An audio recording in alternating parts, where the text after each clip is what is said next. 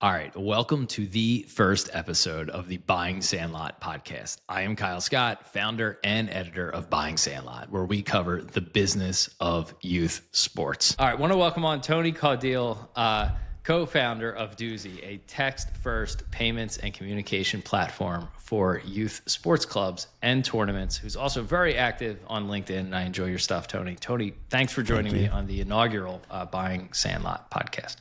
Man, I'm honored to be the first. Thanks for having me, Kyle. You know, you have such interesting posts on LinkedIn. There's a lot of people building products and services who are, you know, it's always very self-promotional, but you have some actual insight and lots of engagement with what you put out there. And we've talked before, so I thought you'd make a great first guest. Yeah, thanks. Yeah, the LinkedIn world is new for me. It's also super uncomfortable for me. As we've talked about, this is my second software and payments company. And with my first company, I held my cards like really tight to my chest. I felt like we were holding all these magical secrets that we couldn't talk about out loud, and basically taken a completely opposite. I've done a 180 on that, where it's like, no, we didn't have any wild secrets that we were protecting. And like, actually the stuff that we were doing was like really cool that people would have found interesting. Why aren't you talking more about those things and sharing those things? And so that's what I've tried to do with Duesy, is I just talk a lot about just building in public and sharing the good, the bad, the ugly. And, you know, as I said in the beginning, like, it's super uncomfortable for me. That's not my natural state, is to kind of overshare publicly like that. But we've got a lot of really good feedback. It's helped with a lot of different connections, which we can probably get into some of those later. But yeah, it's been really fun, and it's how I meet fun people like you. So it's doing its thing. I think there's a lot to be said for that building in public thing, and especially early on, attaching a face to a brand of any size, I think, you know, pays dividends. So why don't you go into a little bit of your background, explain what Duesy is, and kind of how you got here. Let's start there. Yeah, that sounds good. The quick backstory is 13 years at Accenture, helping, you know, Fortune 100 companies get into mobile. That sounds obvious now. It was not then. But spent 13 years doing that, traveling all over the U.S. and loved my experience at Accenture. I always say I wouldn't be standing here today had it not been for that experience. But left there in 2013. My wife and I had been attending a church here in Kansas City, and it was a large, you know, they had 1,000 people walking through their doors every Sunday. And we just kind of found ourselves getting more and more frustrated with how hard it was for us to stay involved there. Like, if we wanted to volunteer, they would have a table set up in the foyer where we had to go physically sign up on a registration form. If we wanted to make a donation, we had to log into some weird system and make the donation.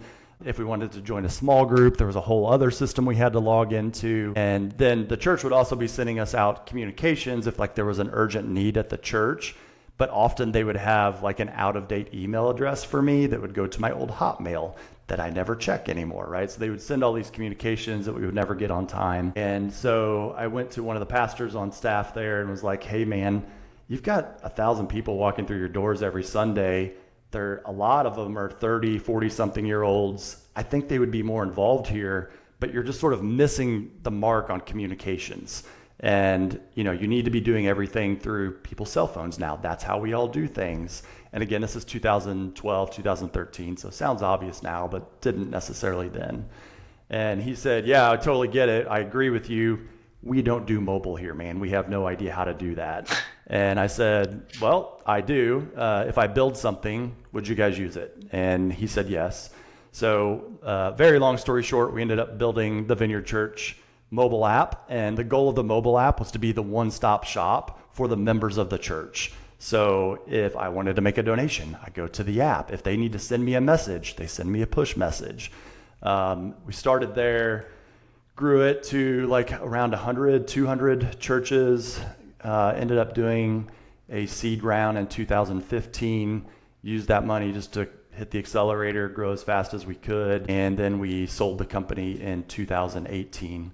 Around that time, around 2018, we had grown to around 6,000 churches, schools, and nonprofits. We had processed $600 million of donations through our platform. It was my first company. I did not grow up in an entrepreneurial environment. My dad is an electrician at a combine factory here in Kansas City. My mom worked at the school district. Like, we just learned so much in a short amount of time. And it was just a really awesome experience. So sold it in 2018, had a bit of an earn-out period. So we did that. And then kind of during that period, I have a 12-year-old son who is all things sports all the time. He's on a competitive baseball team, soccer team, basketball team. Like, we live at the fields and the courts. And what's funny about that is I always jokingly say, like, I actually have zero athletic ability. And so it's just sort of the universe has been humbling me over the past 12 years. And I always say I've thrown more balls in the past 12 years than I did all of my previous years combined. But it's been a humbling and also fun journey for us. But kind of the further he got into his youth sports journey, the more I just realized that payments in youth sports are a mess. It's write a check to the club for this, Venmo coach for that, cash at the gate. And it was just starting to drive my wife and I a little bit crazy, because we would start getting nasty grams from the club owner saying, hey, you guys are late on a payment, or you missed paying us for something. And I thought she paid it and she thought I paid it. And so it was just like, and so I ended up going to the guys that own his baseball club here in KC and said, hey guys, this is a mess. And they basically laughed at me and said, yeah, if you think it's a mess for you, you should see what it's like for us. And then they pull out the spreadsheet and they're like, this is how we're trying to track all of this stuff today, right? And keep in mind, this is a baseball club that's got 35 teams on it, 12 to 14 players per team. Like, there's real payments happening here. And they're trying to manually track it. And it's all coming from different directions. And the reality is, like, they're not business guys, right? Like, they love baseball. They're baseball guys and they're great at baseball. They don't want to be spending their time being a bill collector. And so the story repeats itself. I said, wait a second, I know something about this. I know software, I know payments. And so I said, well, if I build something, will you use it? And they said yes. So we did. So we spent sort of the first half of the year building our first cut of the platform, second half of the year getting all of their 35 teams on it, using it, learning from it, what's working, what's not, making adjustments as we went.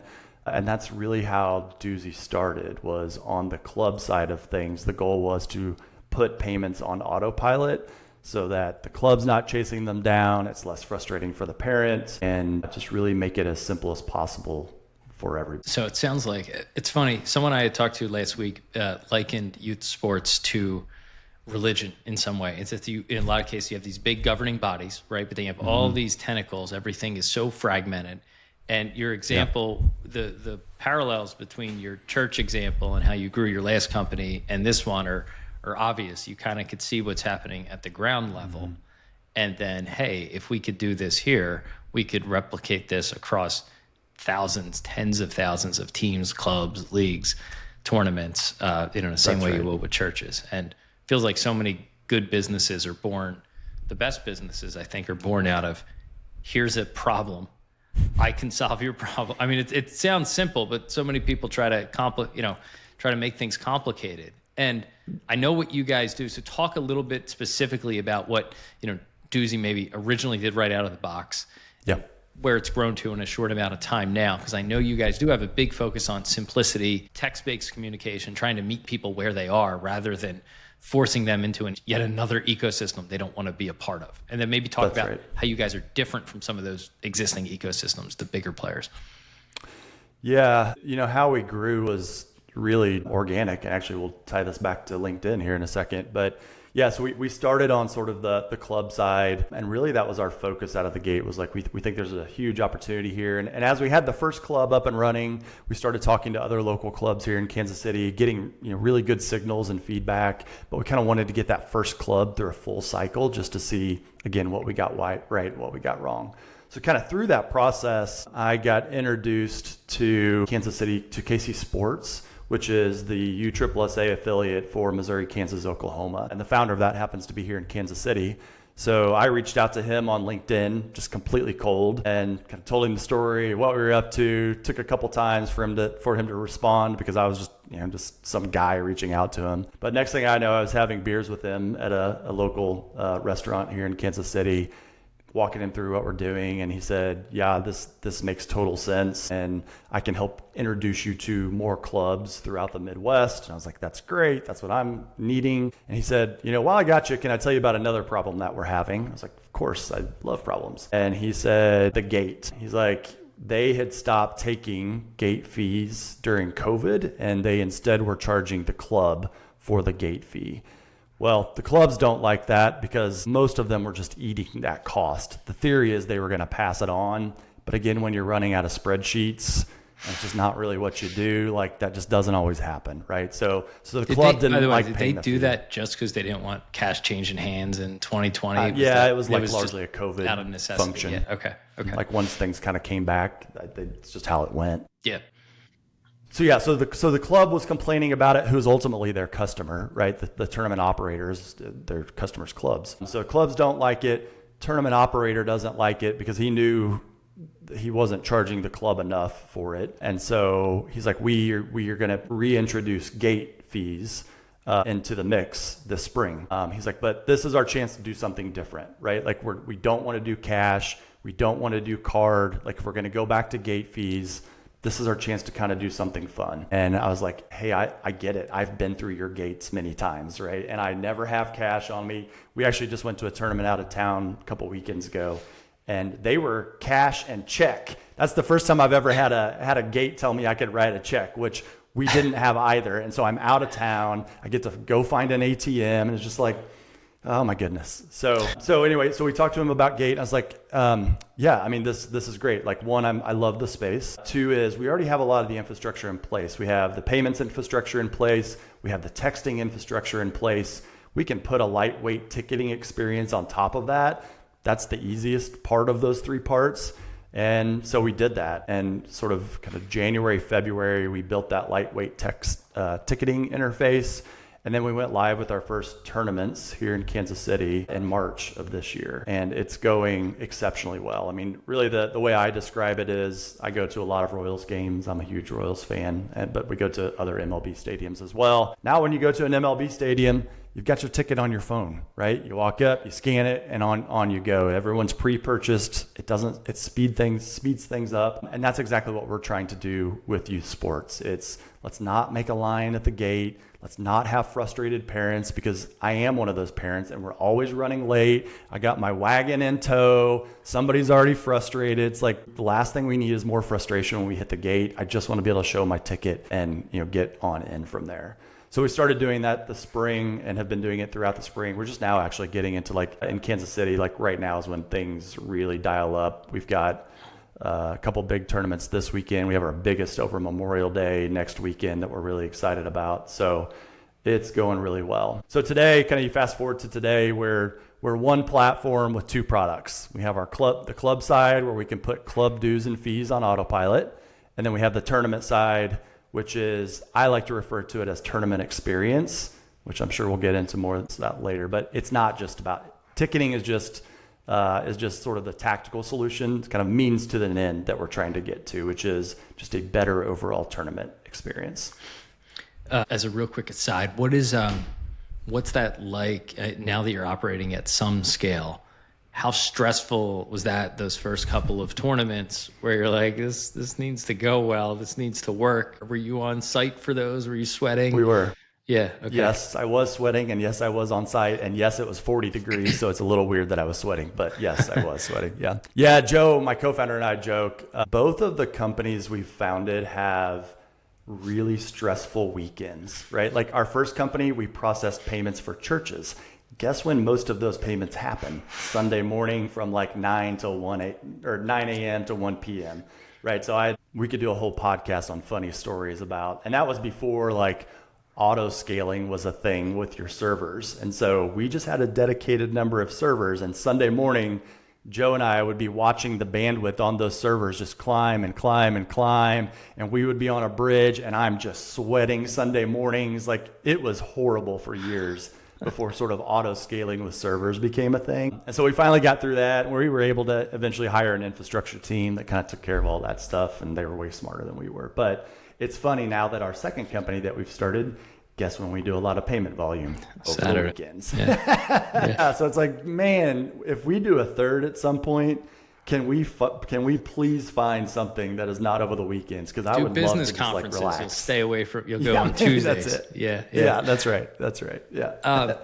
So I find that so interesting. Were there other, maybe talk about the competitive landscape? I imagine there were some attempts in pockets of the country to have some sort of mobile or digital or prepay solution. Yep. I know maybe outside of sports, I see a lot of like local events, like think about things like farmers markets or small concerts or comedians. I see a lot of Eventbrite. Like you see people kind of repurposing things that aren't exactly a fit for that type of event, but it's close enough. It might throw off a QR code. Talk about like what else was out there at that point other than just, cash changing hands and today, like who would you kind of consider a competitor today? Yeah. I mean, our biggest competitors today is cash, right? That's competitor number one. Competitor number two is just your vanilla card reader, right? Just grab the card, slap it down. You get a bracelet that you put on and on you go. Those are our biggest competitors. The third bucket is exactly what you said, like the Eventbrites of the world. And there definitely are online ticketing platforms out there. We do not pretend that we're doing something wildly innovative that no one else is doing. That's not the case. But what is the case is we know youth sports really well because we're living it every day. And so we're not trying to build a vanilla solution. We are building something that's built for youth sports. So a couple of examples where this matters. One is coaches' passes. So historically, if you're a coach, the way this works is the person at the gate probably has a clipboard with maybe a sheet printed out with all the different coaches. Coach comes wheeling up. His or her hands are full as well. They're trying to get to the field to get warm-up started. The gate agent's looking through this piece of paper. Now, what was your last name again? Trying to check them off. Like it's just a mess, right? So now with Duesy, the tournament operator goes in on Tuesday or Wednesday, the week before, a few days before the tournament starts, puts in all the coaches. Coach gets a text sent to their phone that says, "Hey coach, we're excited to see you this weekend. Here's your 3 passes for the weekend." So now he's got 3 tickets on his phone. He can keep his or her own ticket on his phone, and then he can forward the other 2 tickets to his assistant coaches.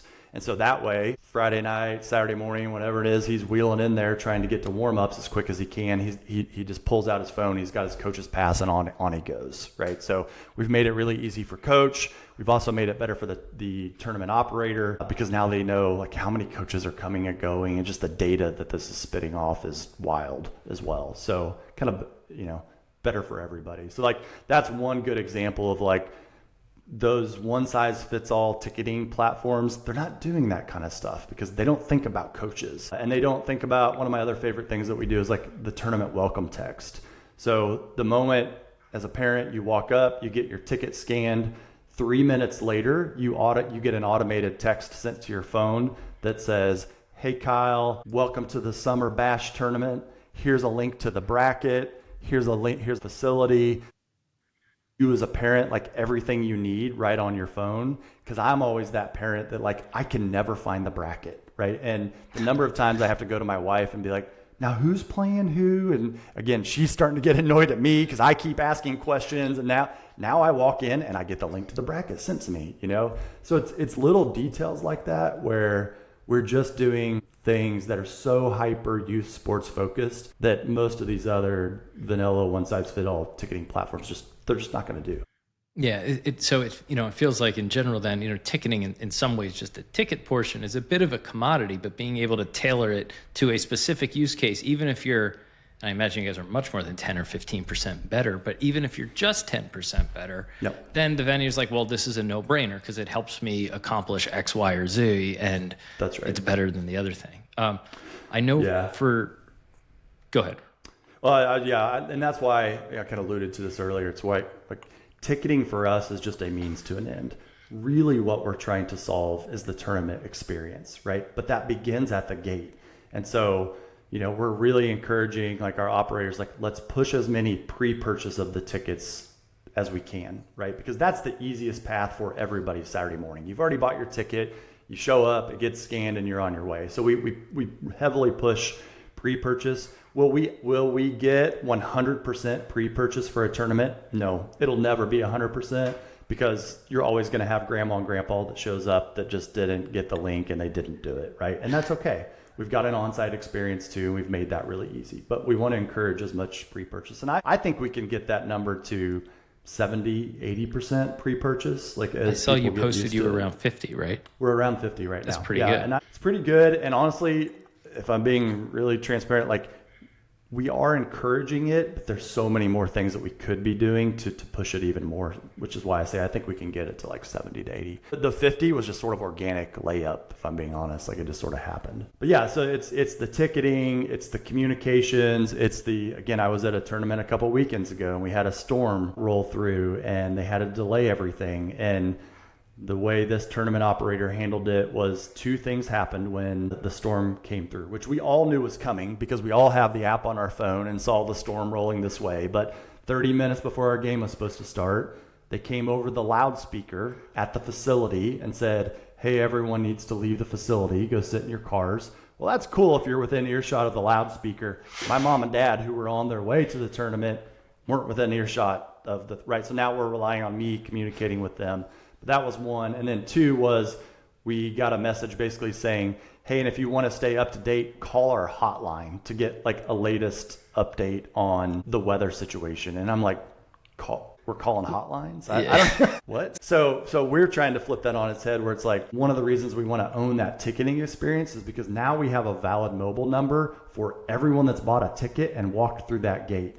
And that valid mobile number is super powerful when it comes to things like communicating weather. Hey, send out a text. We're delaying everything for 30 minutes. We'll text you in 30 more minutes to give you an update. Or hey, we've got a really big sponsor on site today. If you go show them this text, you get 20% off of Bruce Bolt gloves or whatever the case is, right? Like that'll save you a lot of money on Bruce Bolt gloves too. It will, yes. Yeah, that's right. Yeah. So yes, it's ticketing, but it is so much more than ticketing, right? Like we want to own that entry point because that's going to open up and already is opening up all sorts of doors for us. So you guys, I know a big focus for you is the simplicity. And you said you're not trying to be everything to everyone all at once and create some super complex system. You're trying to solve these specific needs and add value where there's not a lot of value. I don't believe you guys have an app. You're text based, right? Mm-hmm. And that's right.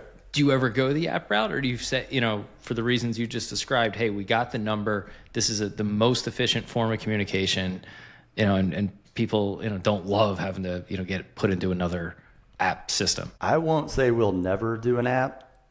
I will go into app if we have to at some point, kicking and screaming if we do, for a couple reasons. One, as a youth sports parent and a kid who plays multiple sports, I'm done. I don't need another sports related app on my phone where I get messages and I miss the message and like I'm out. I don't need any more. The pattern's full. So that there's sort of a selfish thing going on there. That's like me in parking apps, by the way, outside of the sports apps. Yes. Like you go somewhere, you're like, I got like 6 of these. They have my credit card. I really wish I didn't have to download another one right now to pay the That's a great analogy. Yep. Yeah. Yeah, so there's that, and two, there's some serious PTSD, I think, from our first company.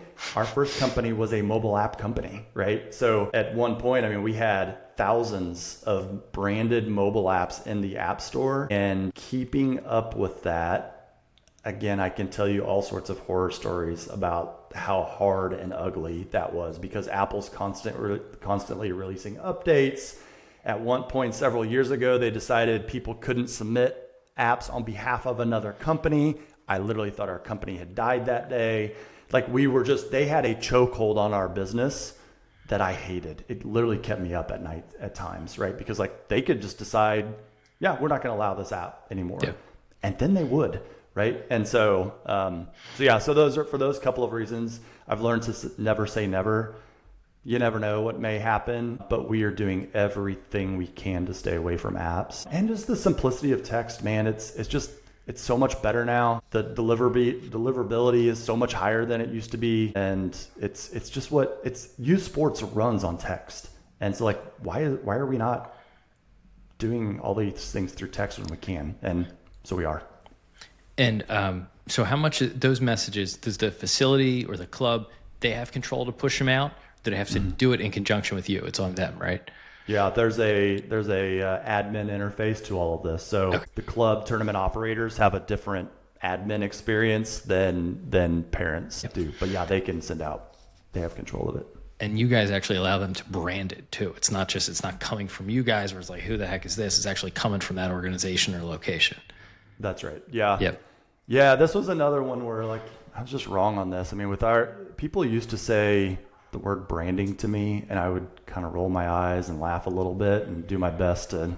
I have a horrible poker face, so I wasn't very good at it, but I tried.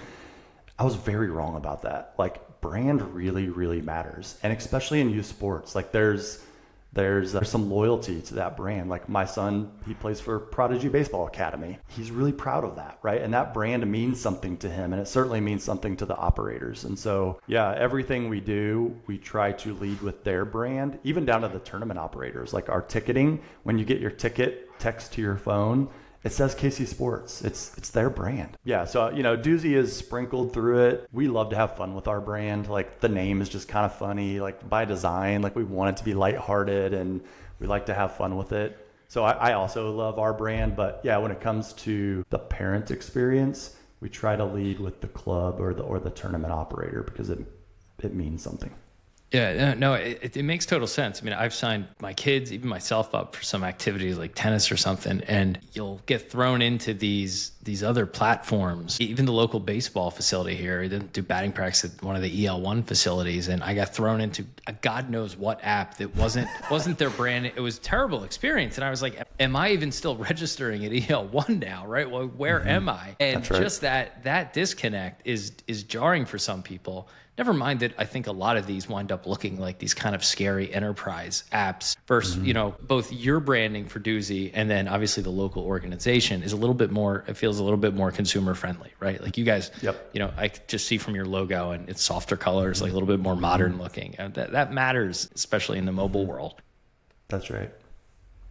So you guys have this thing for clubs, you have it for tournaments. All the while you're collecting lots and lots of phone numbers of youth sports parents. Talk about the importance that, I say the responsibility that comes with having that data, probably first and foremost. Yeah. And then what else can you do with it? There's a lot of things you can do with data that's helpful to people, and it's not just preying on that data. So talk about how you guys handle it and what you can do with it. Yeah, it's a sensitive topic because as a parent myself, what we are not going to become is a spam engine, right? And the moment we're perceived as a spam engine, it's over. And so like one, just selfishly, I don't want that as a parent. And two, just from a business perspective, we can't allow that to happen. Yeah. So it is something we take very serious from both a security perspective and also just from a usage perspective of being smart and responsible with the data that we have. That said, it is wildly powerful, the data that we have. There are a lot of people that we already have reaching out to us saying, wait a second, you're telling me you have a valid mobile number that you've delivered a text to for 3,000 people that are going to this tournament in this place at this day at this time. You can tell me who all of those people are. We can. That's pretty powerful, right? From a sponsor activation, like whatever terms you want to say there. And we're trying to do really cool things with it, right? Like be really intentional with it. So a good example is, let's say a tournament operator has a partnership with Whataburger, for example. Let's say if that were a thing, and a rain delay is happening. So now tournament operator can go in, type up a text and say, hey, weather's coming through. We're going to delay for an hour. By the way, it's lunchtime. If you're hungry, there's a Whataburger a mile and a half from where you're standing right now. If you show them this text, they'll give you a free cheeseburger, right? Mm-hmm. Silly example, but like kind of awesome. Right? That would work. Believe me, that would work. It works. Yeah. And so there's things like that we're excited to experiment with. There's things like on-site vendors. I was at a tournament recently and they had, I think there was like 4 or 5 different trailers set up with different vendors selling things inside the trailers that you could buy. So, like, it's just really cool. I mean, if you think about a Perfect Game, for example, who just signed a deal with Bruce Bolt. And so imagine going to a Perfect Game tournament. They know you're there. They've got Bruce Bolt stand set up, and they can send out a text. Like, everyone has downtime between these games. Like, you've got an amazingly captivated, like-minded audience, and you've got a valid mobile number for everyone that's actually there, being able to send a text message to them saying, hey guys, Bruce Bolt's here this week. Go show this, you get 20% off of your order. Like, that's pretty freaking cool, and you can't do anything like that today. So that's the stuff that, as you can tell, I get nerded out over real quick. I do too. And as you're saying, what I'm building with Buying Sandlot here, we're getting, I'm seeing the emails, same as you. I could see the emails who are coming in and who's signing up. And I'm seeing truly some of the most, interesting and influential people in the space. And I could see they're opening the emails and they're clicking them. And I've had people reach out and say, hey, I have a facility. I'd love to get in touch with investors. I'm an investor. I'm interested in this region. And I'm like, I'm having the same thoughts in my head as like, okay, you got this data. How do you use it in a way that is, is beneficial to everybody, right? And using it in the right way. But there's a genuine service that having this data you can perform by putting people together. In your case, maybe it's sponsors and event operators with their customers. In my case, it's, I got this network that's building here, and a lot of people can benefit. How do you do that in the right way that it's additive and there is a balance to be had there, but it's valuable stuff. I agree. And I think I don't mind getting those kind of messages when it's very intentional and like there's clear value add. Where people start getting frustrated and irritated is when you just become a spam machine, right? And again, we're not going to do that. And I know you won't either, but it's like, if you can find ways to use that data in a really responsible and intentional way, it's amazing. Like, who doesn't want a message that's knows where I'm at, it's speaking to my location, it's speaking to my schedule, it's speaking to the things that I like. Like, it's a noisy world. Getting people's attention is so difficult, but if you can do those things, then people will listen. Yeah. Where do the larger apps, the Team Snaps, the Game Changers, do they play into this world at all, or do they mostly not concern themselves as much with payments in this manner? They do play in the space. And I personally use all of those apps, right? Like, I'm the Game Changer dad for my son's team.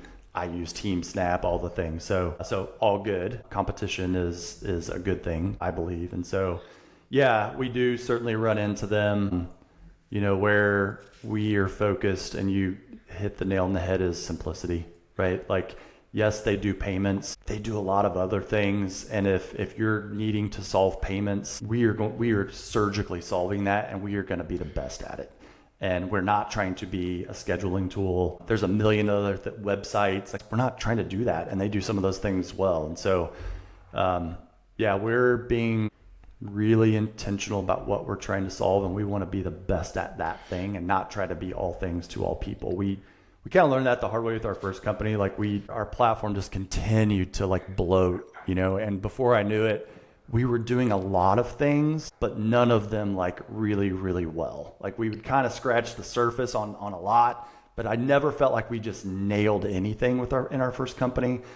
And I don't want to do that with Duesy. It's like, we're a team of 2 right now, and we're moving at warp speed, but like, even if I wanted to solve everything, I can't.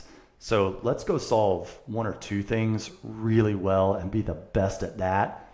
And then we'll let the cards fall however they fall from there. But yeah, it's all good. We certainly run into clubs that are using Team Snap for their payments. And if they're happy, cool, man. I don't believe we're in a winner take all situation. The youth sports market is enormous. There's more than enough fish for many of us to win. So all good.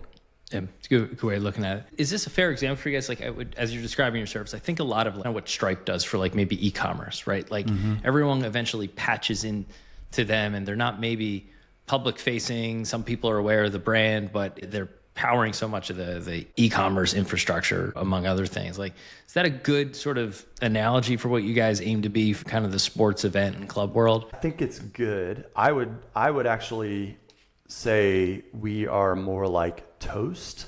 like in the restaurant world. Seems like you're probably familiar, but like Toast is a platform that a restaurant buys, and it powers really kind of like the restaurant experience. Everything from what the operator, the restaurant owner sees from a reporting perspective, to the server is using a Toast interface when they walk up to your table and you give them your order, they're putting in the order. The line cooks are seeing that through a Toast interface. When you check out and you're paying, you're likely paying through a Toast interface. You may or may not know that, but like you probably are. And so I tend to compare us to more of a Toast than I would a Stripe. Like Stripe is one of the functions that we do, payments. We don't use Stripe, but you get the idea. But like we are more like Toast, where we're trying to control the experience, which happens to also include payments. Yeah, like they're like the operating system for restaurants in some ways. You guys are. That's a great way to say it. Yeah. And Stripe, and if to expand on my e-commerce example, Stripe is basically powering Shopify, right? Shopify is providing the OS, so maybe you're a little bit higher in the stack. That's great. That's right. So where do you guys go from here? Talk about, got your it's a lot of people. You got your pocket there in KC and Missouri. Where goes next, and how do you kind of expand in a way that allows you guys to continue to be the best and without getting ahead of your skis? Because I imagine once people kind of use it, there's like a lot of demand, and you can kind of quickly overwhelm yourselves. Yeah, definitely. Yeah, and we're bootstrapped, right? I think I've said that a couple times at this point, but all joking aside, like I'm really proud of that. I mean, so my co-founder joined me in January. I had been working on it last year to sort of get that early pilot up and running. We're two guys, right? And we effectively both went full time in January of this year. So we're 5.5 months in, and we're having a lot of fun. It's a space that we care about deeply because we've both got kids deeply involved in it. And we just know what we're doing because we've done it before. So it's all those things kind of coming together. Joe and I were having lunch yesterday, and it's like, man, I'm just like genuinely like grateful because it's really fun right now. That doesn't mean it's not stressful. It is. It's really stressful. We in fact, we paid ourselves for the first time today, which was super exciting. Yeah, that felt good, right? Pretty fun. Given that we started, from zero, I take a lot of pride in that. But yeah, I mean, as far as like kind of what do we do from here, and we talk a lot about that. I think while I love the club side, I think it's fun. The side that I just like find myself getting more and more energized about is the tournament side of it.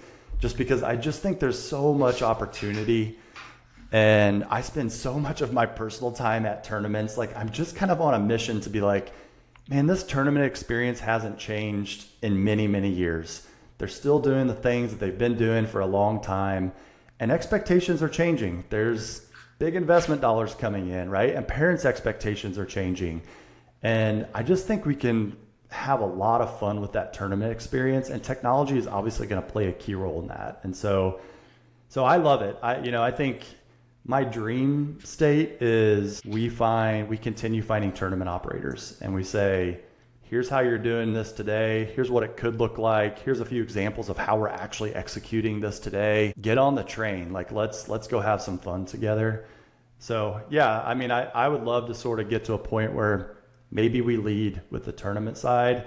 And inherently, if we get the tournament side right, we get introduced to clubs because clubs are the ones that are going to those tournaments. And then as a secondary play, we say, hey, you interacted with Duesy through your ticketing. That was cool. That was easy, wasn't it? Did you know we can do the same thing for your club? But really lead with that tournament side. So yeah, we're actively talking to some key players out there that it could be nothing. It could be a complete game changer. Literally no pun intended there. No pun intended. But yeah, I mean, we're talking to a few tournament operators that it could just be really fun to go and just kill this thing together and have a lot of fun doing it along the way. So we'll see how it plays out over the coming months. The good news is we're in control here, and we're going to be really smart. We're going to be really intentional to see where it goes. From the kind of business owner founder side, I think I'm learning there's a lot of people in our audience who are some level of self-employed, and that includes tech founders, even to facility owners. But there's a through line there of the pains and stresses that everyone feels.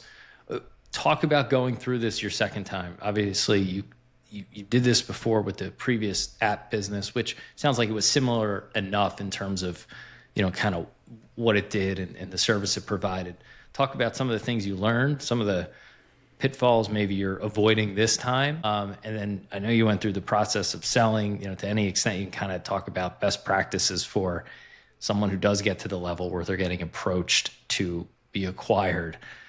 I know I sold a business before, and we talked about this last time. There's a lot of things you learn very quickly that you should focus on and avoid the next time if you're lucky enough for that to happen. Yeah, that's a whole podcast right there. Just on the I can talk for hours on all those things. Let's see how is it different the second time? One is I think I was a little arrogant coming into this. I came into the second one thinking this is going to be easy. We got this. We've been there, done that. You can't throw anything at me that I haven't seen yet. I came into it arrogant, and I got humbled fairly quickly. Because I don't know, man. I got to be honest. I'm not sure it's any easier. In fact, I would argue that in many ways, it's actually harder because there were so many things I didn't know the first time. I was just sort of oblivious to so many things that now I know can happen. And those are all in the back of my crawl. And I lose sleep over those. There's no signal of any of those things happening. But the fact that I know they can happen versus the first time, I was just kind of dumb, man. I didn't know you could just wake up one day and be sued for no real reason. And I didn't know, all those things. And so, yeah, I mean, that part of it is yes, from a pure knowledge perspective, it's easier. When we went to go add payments, I knew exactly what to do, right? I didn't have to, knew who to call, knew what to do, how to implement it, all the things. But from a wisdom perspective, you almost know too much, which has kind of made it harder because so many of those things are out of your control. I've heard a lot about this. I've listened to a lot of businessy type podcasts, founder type podcasts over these past couple of years, and there is a definite theme there of not knowing what you don't know is beneficial the first time around because you're kind of a little younger, a little bit more stupid. You just try stuff. It fails. Sometimes it hurts. You ultimately learn through that. And, there's a lot of trial and error in any business. Whereas if you've done it before and you've had success, you think you can always point out the downsides of everything you do now. You can understand how it could go wrong. And I think sometimes I've found this personally that can handicap you a little bit because you're not willing to take that swing because you're well, this could go wrong or here's where it could backfire. And I'm so smart because I know how it could backfire. And then you kind of lose some of that zeal to just try it. What's the worst that could happen? Yeah. And you have more to lose, right? It's the first time, what was catastrophic? I don't even really know. And now it's there's more to lose is the reality. There's also more to gain, right? So I try to not get too stuck there, but that is certainly has been an interesting learning. I think one of the other key differences this time is ego sort of can take over real easy, right? And with the first company, the number of employees that we had meant a lot to me for some weird ego reason that I don't know. But I took a lot of pride in we're at 30 employees, we're at 35 employees, and it was just a badge for me to be able to say that. And while I loved working, we had an amazing team, and I mean that. I genuinely miss being around those people every day. It's been one of the hardest parts of all this for me, is being not with them. But that said, also managing a team of people is exhausting for me because I am just I just want to get stuff done person, right? My bias for action is super high and I don't want to sit in planning meetings and I don't want to overthink things. Just go get started. And if we're right, awesome. Long well, we'll figure it out. Right? That is just my general MO. And the more we grew, the harder that became. And so I kind of, so my goal with this company has done a 180 of actually my goal with this company is I think we can stay under 5 employees and go a real long way and just have a lot of fun and be real intentional about who we're hiring and make sure they're a good fit for us because the reality is it's kind of hard to work with me at times because I'm just such a go person when it comes to this kind of stuff. And so I just summarizing, it's first company, it was how many people can we hire fast, and we had raised money, so that helped.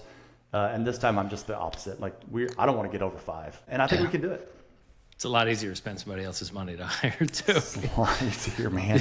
A lot easier. I think that's really good advice and insight on kind of the founder mindset. One slightly topical thing I wanted to talk to you about. I think you weighed in on this on LinkedIn, and obviously I think the big news in youth sports over the last maybe couple of weeks has been Dick's investing in Unrivaled, and I think you called out one of the things in the press release where they talked about better tech integration and just sort of highlighting the need for that in the space in general, not necessarily just with them, just overall. Yeah. But would love to kind of get your thoughts on that seeming partnership, what it might mean, and maybe just higher level where you see the industry heading. Obviously, tons of money coming in, tons of consolidation with some real serious money and brands. And you can kind of start wherever you want there. I think the Dick's investment into Unrivaled is just a huge signal. We've been hearing about the growth of youth sports, and depending on what article you follow, is a $50 billion market, 70. It's enormous and growing like crazy. And just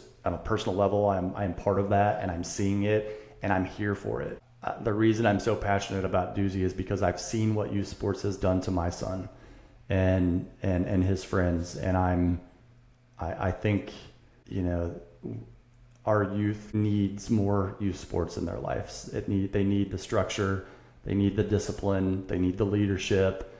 The world needs this. Like there's no silver bullets to a lot of the bad stuff that's going on, but this is one of the really good bullets we got. And to the extent I can play a role in helping to grow that, like I'm here for it, right? It's how I'm spending my days and nights. So yeah, I think, we've been hearing a lot about it, but this is one of the first big ones where we're now seeing it, right? Whatever, $20 million into Unrivaled. Yeah. It's big. It's a big deal. And yeah, I think my LinkedIn post, like the thing that caught my attention and one of the articles that I read was they'll be using some of this funds just to invest in the tournament experience. And it was sort of validating to read like, all right, I'm crazy, but not completely crazy or alone. Like other people are seeing this too. That tournament, it's time to upgrade that tournament experience. You think about the parents now, like I'm an older parent.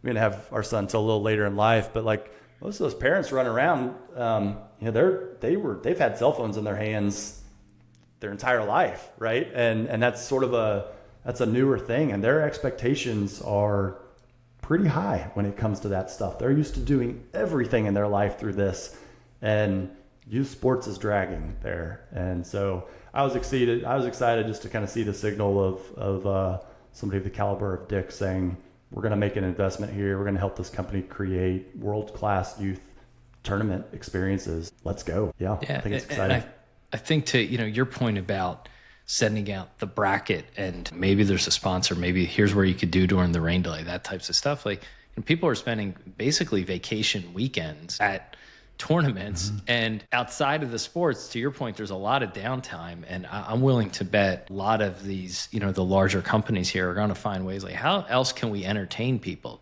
namely parents, right? I spoke to I'm forgetting his name, but he's launching the Valhalla soccer Valhalla Arena SC in Denver, and it's a little bit different. It's not so much tournaments, but they're like, hey, our facility is here to entertain parents. We have a beer hall with a screen, and it's like, you got these parents here, they want to watch their kids, but there's also like an hour of sitting around time on either side of that, and how can we entertain them? And I think that's a natural part of where maybe this, how can we improve events? What other lifestyle activities can we bring to that?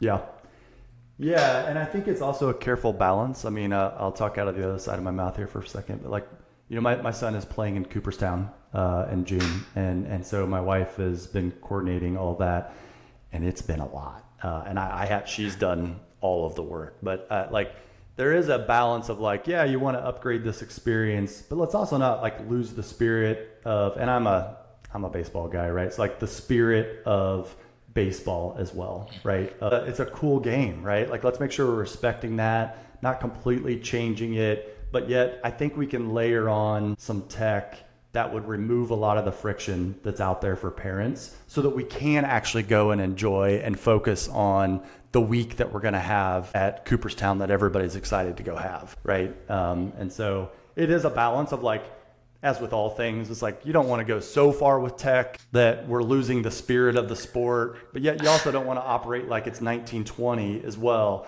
There's a happy medium in there, right? And that's the sweet spot that we want to find. I don't want to ruin experiences like Cooperstown. Like it's intentionally, you want some of that old schoolness to it, right? Like that vibe to it is cool. But we can. You don't need your head in the phone all day. I don't know if you've been to Disney in the last 5 years, but like I'm on that Disney Plus. You can't navigate your day without scheduling a ride and scheduling a meal, and you're just blowing through phone battery, and your head's always down. Balance. Yep. Tony, listen, I think this was a great conversation. I've enjoyed learning more about what you're building. I've been following along on LinkedIn. Why don't you tell our listeners and our audience, will feature this in the newsletter as well, where they can find you, how they can learn more about Duesy, and anything else you want to kind of plug.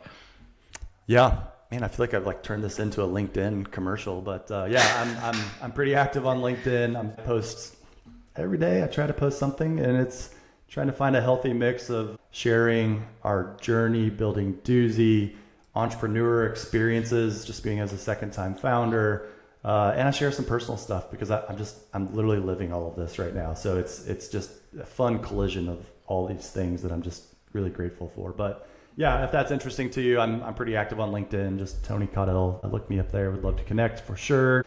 And then as far as Duesy is concerned, our website is justduesyme.com. So justduesyme.com. You can check it out.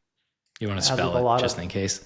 Yeah, that's probably a good idea. So justduesyme.com. Justduesyme.com. I'm not a marketer. That could probably be shortened at some point. But as with many startups, our website, it just needs a facelift. But you can learn a little bit more there, or just ping me. I mean, I'm having all sorts of fun conversations, especially if you're a tournament operator out there this is resonating and kind of looking to update that tournament experience either through ticketing and communications. Like, I'm really interested in those conversations and have some fun ones going on right now. So, all right, listen, thanks for joining us, and thanks, buddy. Yeah, best of luck with everything. Yeah, we'll talk soon. Take care. Yeah, you as well.